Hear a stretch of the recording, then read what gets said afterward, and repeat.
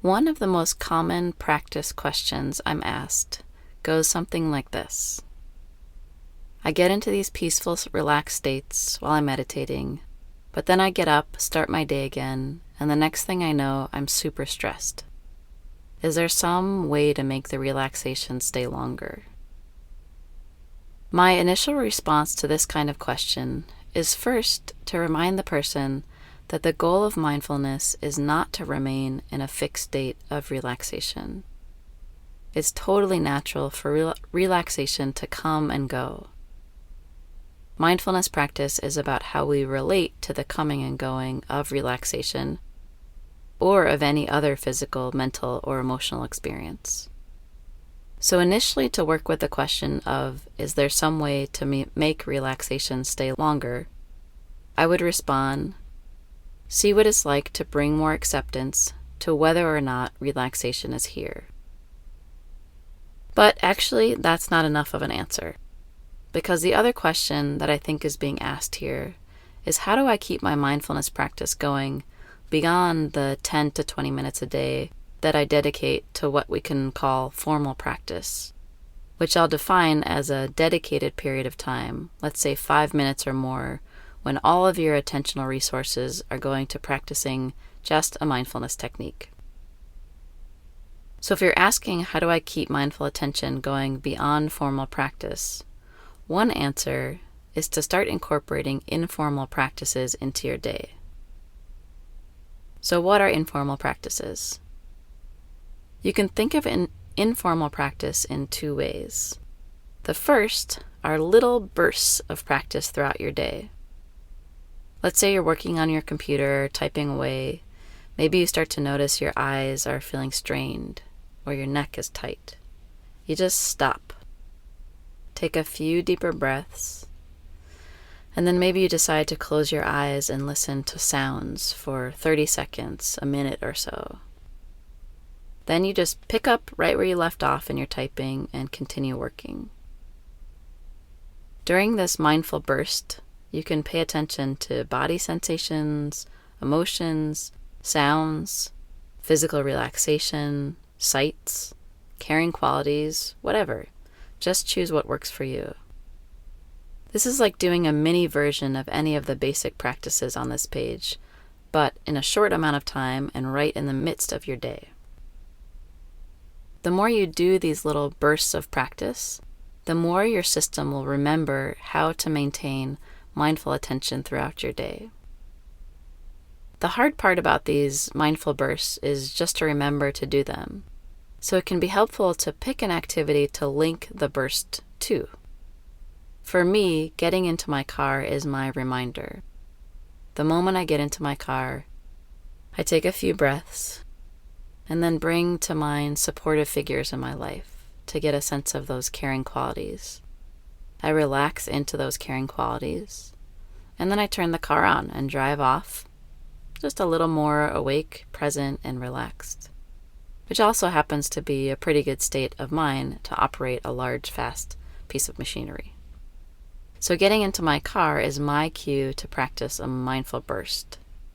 If you'd like, take a moment now to pick an activity that could be your reminder for a mindful burst. Maybe before you step into the shower, before you open your computer, after a meal, whatever works for you. Okay, so now let's talk about the other kind of informal practice. We'll refer to this as a background practice. Background practice just means that you're going about your regular daily activities, and then you're keeping mindful attention going on in the background.